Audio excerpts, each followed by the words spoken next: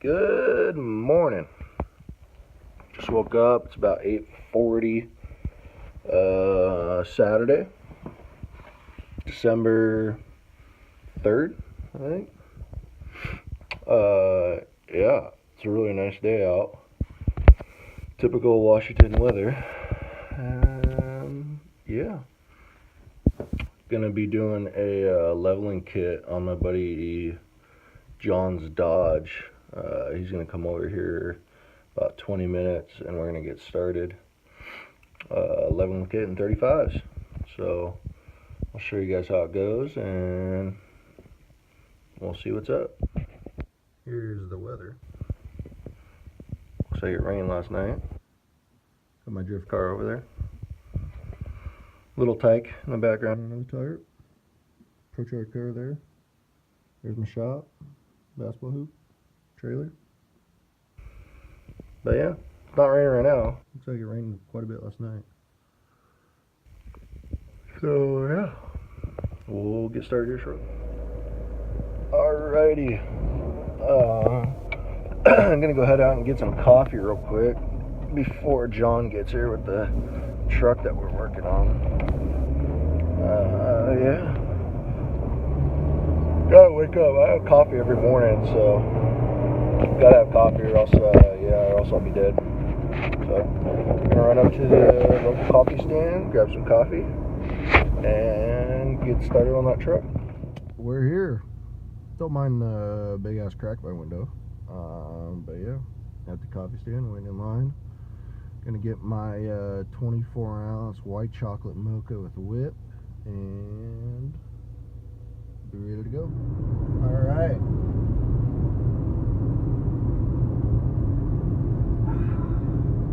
Got the coffee.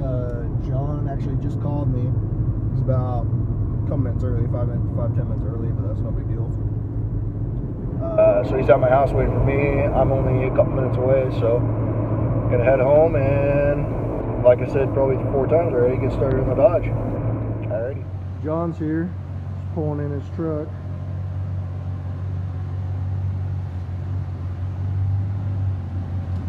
Get it up on the lift. Should do. Alright, so we got the spacers here.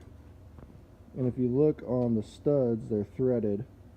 And this spacer has all 3 of the studs threaded all the way into the end of the spacer. If you look at this one, that one's sticking out a little bit. That one's sticking out a little bit. And this one isn't even in. So what we're going to do is we're going to take 2 washers, toss them on there, put the nut back on, and then we're going to buzz it down with a gun so we can pull those threads all the way up, those splines all the way up into the spacer, and do that before we get started on putting it in the truck. So got the gun on there. We're just going to buzz it till it sucks that spline up into the spacer. Just like that.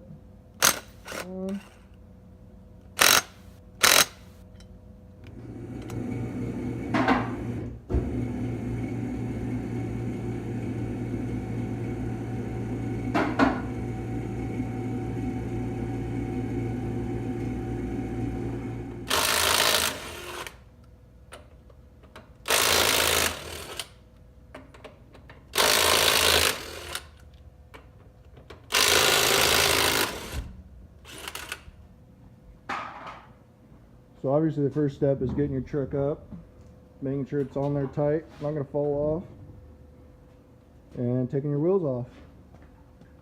Then we can get started on taking the strut spring assembly out. So first things first is you want to remove your sway bar on both sides. Quick and easy, just grab your gun. It's a 15mm nut right there, and we're going to buzz it off. If we don't strip it. There's that side. Let's go get the other side.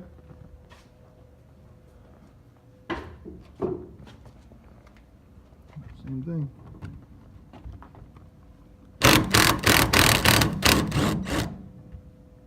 Then you can take your sway bar off of there and keep going.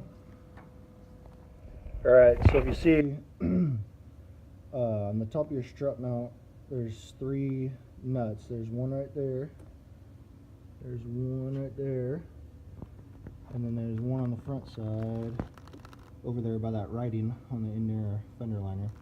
Those are 15mm, and we're going to buzz all 3 of those off with the gun real quick and get this strut out. Yeah, this battery tree's in the way, so I'm going to go to this one over here by me.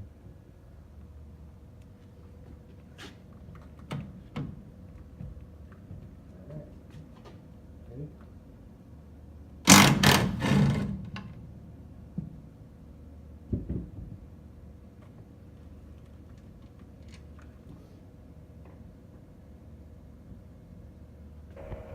So we're going to need a wobbly for the back one.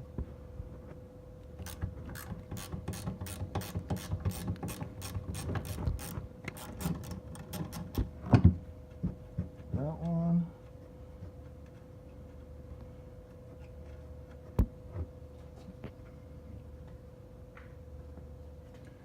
I'm going to reach back here and get this one with a grouching wrench instead of the gun because I couldn't quite get the gun on there all the way.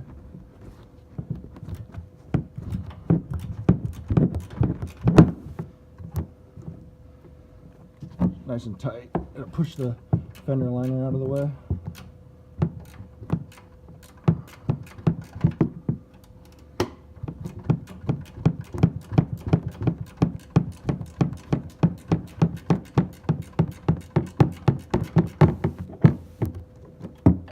Should be able to get it by hand.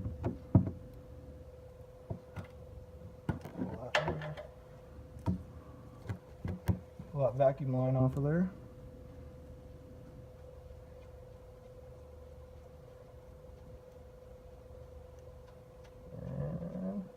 There you go. Alright, so we're going to take a couple other things we need to take off is this brake bracket so we can get the brake lines out of the way. We also have to take off the lower shock strut bolt to pull the strut and the coil out. And then we still need to take off the top strut bolt. So we'll start with the brake line, and this is 13mm.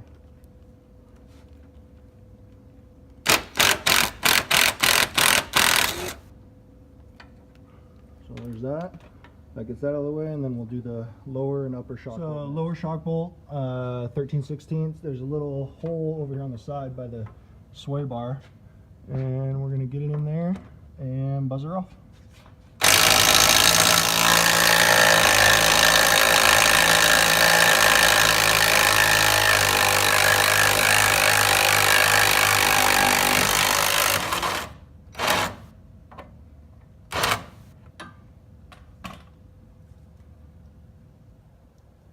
And that's it. So we couldn't get the lower bolt out all the way, so what we're doing is we're putting a jack underneath the axle and lowering the lift down onto the jack, so we kind of relieve some compression. We're going to try to get this bolt out all the way. If I can.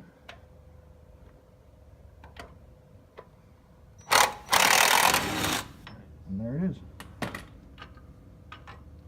So we're going to lift the lift back up and let this compress and then pull that out. So we're going to pull the strut all the way through the top so we can take it off. Just kind of got to squeeze it through here. A little bit of a tight fit. And she comes out. So here's your unit. And I keep saying strut. I mean, technically it's a shock. Whatever, who fucking cares. Here's what it looks like when it's in the car, and this is basically what we're replacing. Here's your studs that go up into the frame. This is going here. There's your 1.5 inch leveling kit, and essentially that'll go right on there, and we'll put it all back in. So got everything out of there, like you said, like you guys already saw. We just tossed the spacer in there real quick and put a couple nuts on it, just to make sure everything fit fine. This spacer is off of Amazon, right? Yeah. off of Amazon. So yeah, chances are high it's probably not made in the USA. So we actually had to hit the stud a little bit with the nut on it to kind of straighten it out, to make sure it fit in the holes all the way. So get that up in there. We already test fit off the camera to make sure it's going to fit fine. What we're going to do is we're going to clean up the strut base, because this thing is just, or spring base, this thing is just caked with shit. We're going to clean up the spring, clean up the isolator, make sure it's all clean, and then toss it in. All right, so got it in there. It's a little tough. We tossed a jack on the other side and lowered the lift down to kind of lower this side of the axle. But what we had to do is John had to put his weight right here to lower the axle a little bit more, as I kind of pushed and pulled to get the spring back in, because it's still compressed a little bit. But toss the shock back in and get this thing done. All right, so we told you earlier that you need to take off the top of the shock to pull this bracket off, but we actually lied to you. Don't need to do that. We didn't do that, luckily. We just pulled it all the way up through. You kind of got to wiggle it through the engine harness, around the battery, and up through the brake booster. But as you can see right now, I'm just gonna, yeah, don't worry about that. As you can see right now, I'm just going to weave it back through, and we're going to put it back in the same spot that it was.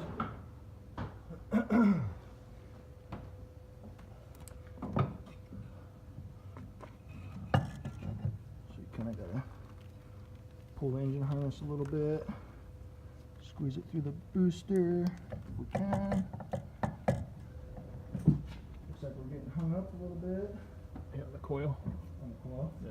So what we're going to have to do is John's going to have to lift the car a little bit so we let some of that tension off of that coil to be able to squeeze this through. So we'll try that real quick.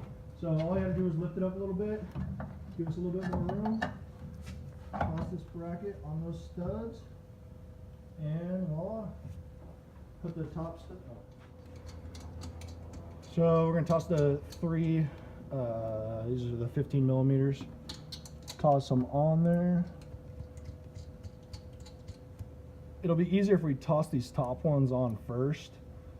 That way it holds the top together, so when we lower the lift on the jack, we can just position the shock and it'll go right up down into the shock mount when we lower the lift, because it's on the jack, so it'll push the axle up. Toss the bolt through and this side will be done.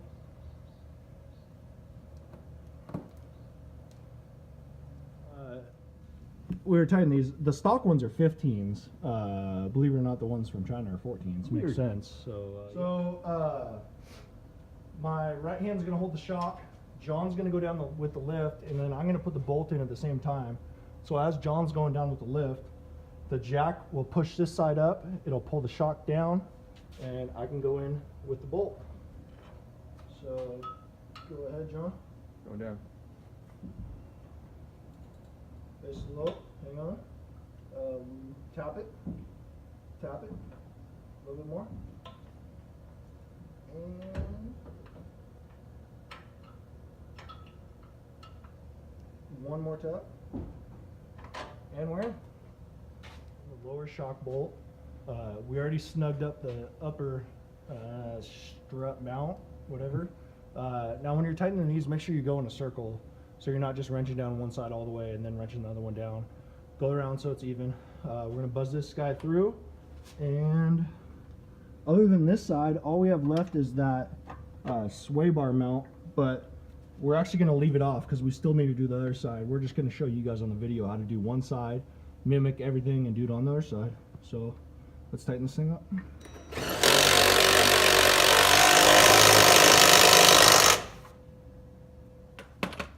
Tighten it up all the way.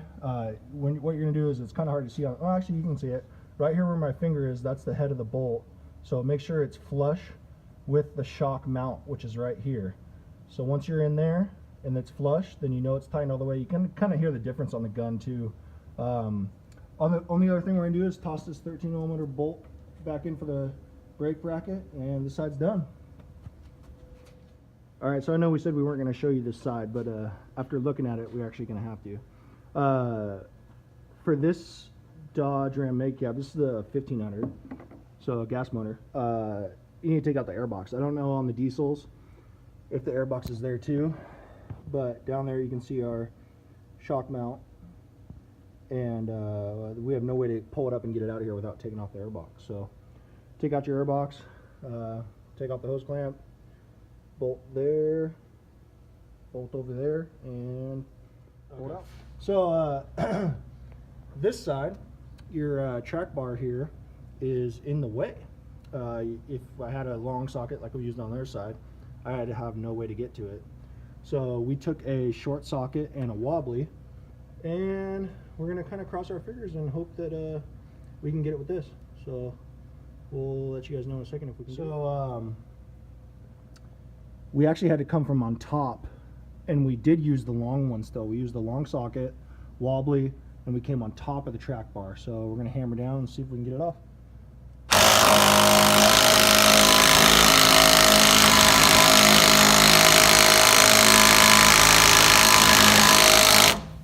And no go. All right, I lied to you guys again.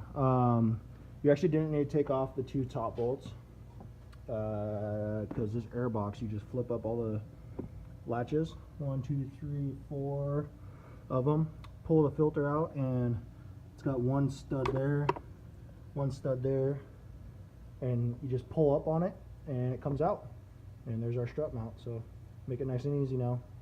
So much room for activities. So we tossed some penetrating oil on there. With the wobbly, it's just not enough for the gun to get it, so we're going to toss a breaker bar on there and hopefully be able to break it loose and then snag it with the gun. It's not really ideal, but we're kind of trying to save time and not take the track bar off. And there you go. There we go. Take the breaker bar off, try the gun, it should go.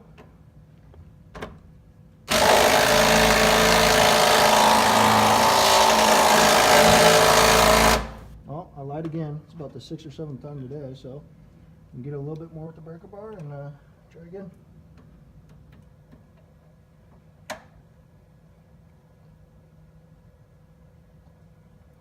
Hopefully.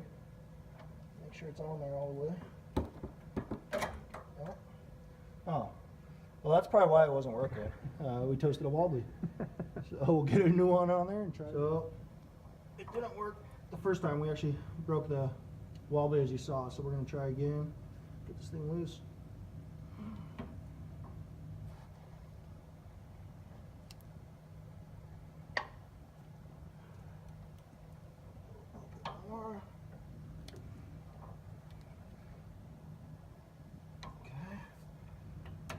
Try again with the gun.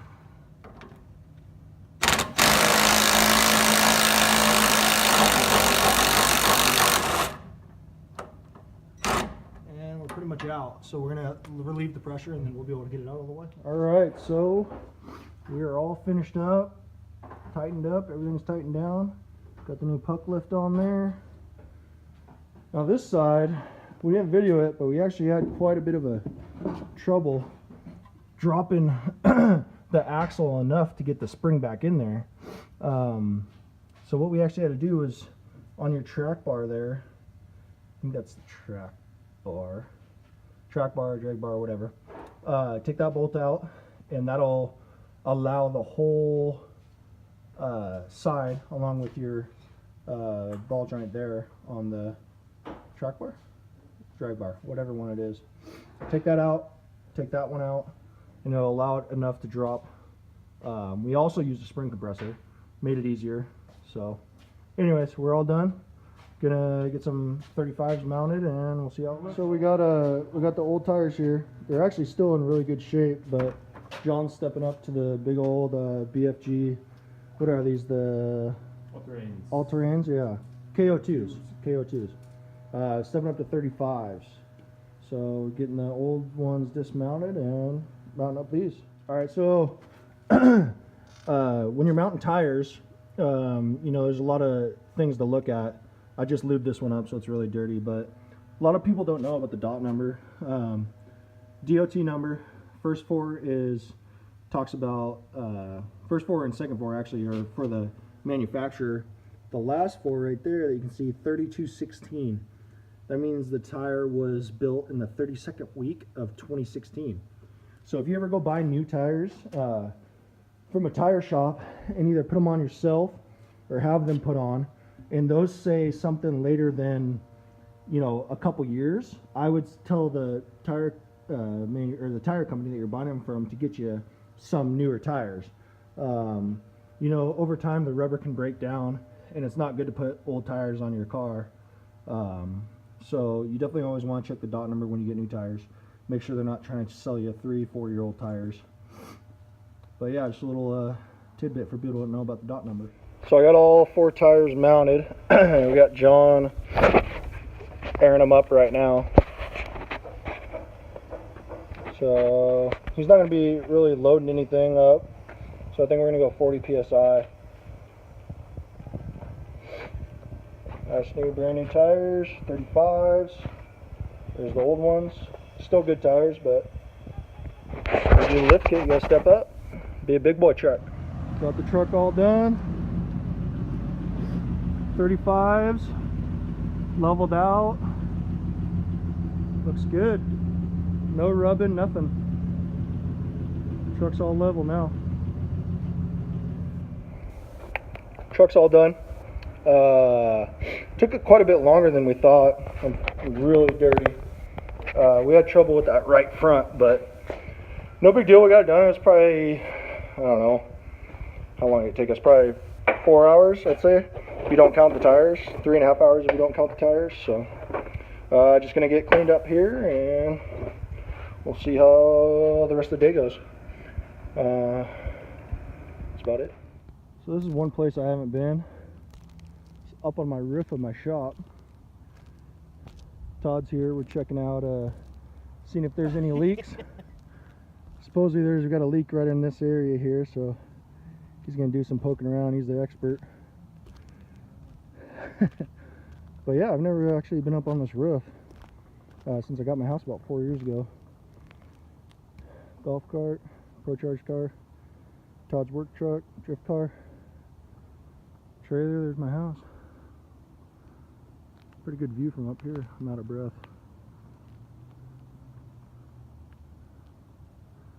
Neighbors are putting in a little mother-in-law. Today actually turned out to be a pretty nice day. Oh, look at my face. I got stuff all over it.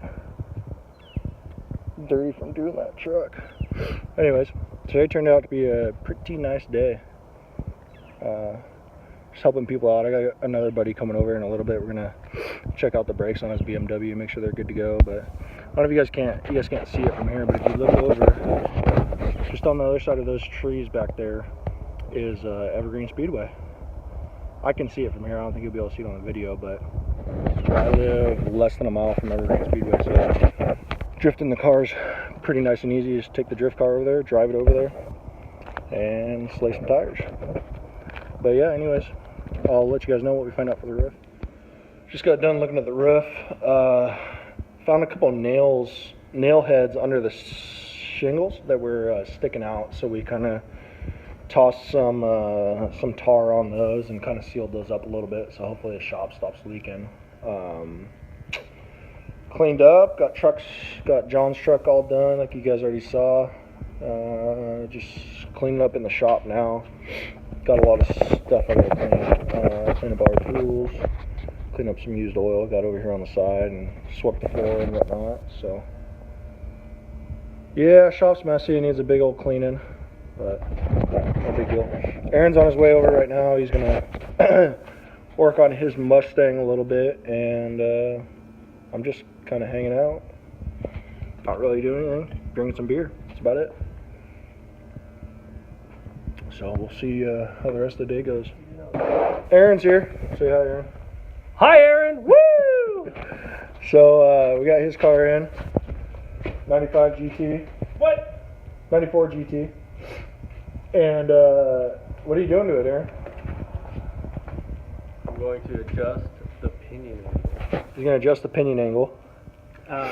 to try to cure a driveline vibration. Try to cure a driveline vibration. He is getting it winter mode ready. As you can see, he's got some fender gap there. He had to raise her up a little bit because this dude unlike anybody else that owns a fucking Mustang, drives it year round, and that includes the snow that we get here. And he's going to Leavenworth next weekend when it's snowing, and there's probably going to be a couple feet of snow on the pass, but this car is going across the pass. Mustang. Because Mustang. Alright, Aaron's working on his car, getting after it, trying to figure out some pinion angles here, and I'm going to go inside and shower and get some food. All showered up, drinking a beer, watching Aaron finish working on his car. I think he's going to finish up and then we're going to go, oh, my face is really red. I think he's going to finish up and we're going to go get some food. Well, Aaron finished his car up. He's just been chasing a vibration issue. He changed a couple angles in the rear end, adjustable suspension, thinking that it was, it's probably just coming from his driveline. So, anyways, he's all finished up, cleaned up the shop, I showered, changed. I think we're gonna head out to JR's for beers, a couple beers, some dinner. He's just in here talking to my roommate now about my roommate's car, which is this car. It's a 03 Cobra, and he actually just got done putting a ginormous Kenny Bell supercharger on there. So he's been doing some logs and trying to see what's going on there. So they're over there messing around on the laptop, trying to look at how his poles just went when he took it out and did some logging. So they're just looking at the air-fuel ratio and stuff like that. But yeah, this thing's gonna rip. Probably about 600 horsepower. So we got our food, beers, both got the dip, playing a little golden tea. Cheers. So after 9 holes, I'm beating Aaron by 4. Let's see how the next 9 goes.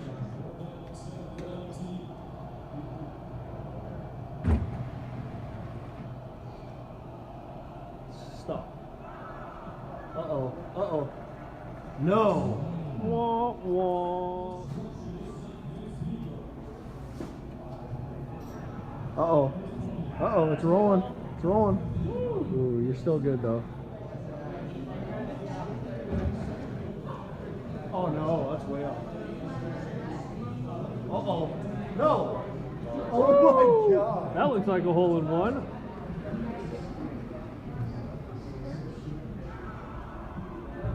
Oh my. Nice shot. Final score, Tori +2. Aaron +20. How do you feel about your loss? Outstanding. Alright, so we're going to change it up. Aaron didn't do too well in golf, so how do you feel about darts? So we'll see how this goes. Darts live. Hopefully I do good. We'll see if I can beat Aaron. Well, that went a lot quicker than I thought. Yeah. I think I won. Good job. Good job. He did that. I can't even video this. Alright, so last one took me 8 rounds. This is nothing against Aaron. I know he's good at sports. The last one took me 8 rounds, or 10 rounds. This game took me 8 rounds. Sorry, Aaron. Hey, look. There's the last throw right there. That was my last throw. That was a good one. Alright, so we decided our last game of darts. I'm contemplating on telling you guys who won or not. What do you think? Yeah, okay, so I won. No big deal. But there's a third game. For anybody that cares. And then we're gonna try pool now and see how that goes. Game 1's over. Doesn't matter who won.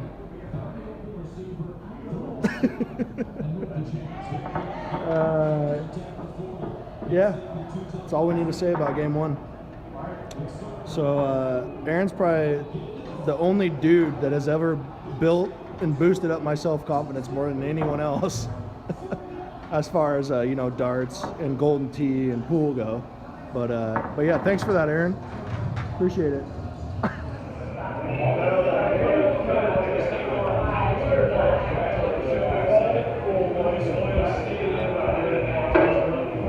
So we just finished up game 2. We're on game 3. Would you agree it doesn't matter who won at this point, right? It doesn't matter. It doesn't matter. You beat me by 1 ball, so it wasn't like the Okay, yeah, hey, actually let's talk about this. So I've been kicking Aaron's ass tonight, right? I only won by 1 ball that last game. Good effort. But you won. That's like you playing junior football and you getting a participation trophy and you not really doing anything all year except for sitting on the bench and kicking the ball. We still got another game. We're gonna keep playing.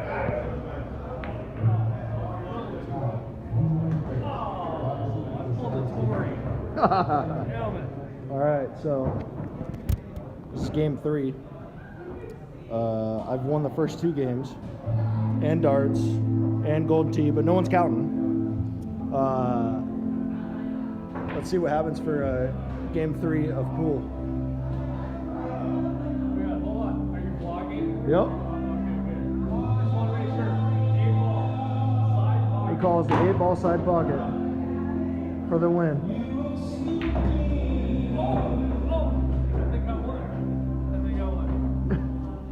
More to come. Let's go. Let's go. All right, Eddie joined us. Hey. Say what's up, Eddie. What's up? Aaron's in the snow. Eddie Gonzalez, dude. Hey, we're still out here playing pool. We'll see how it goes. So,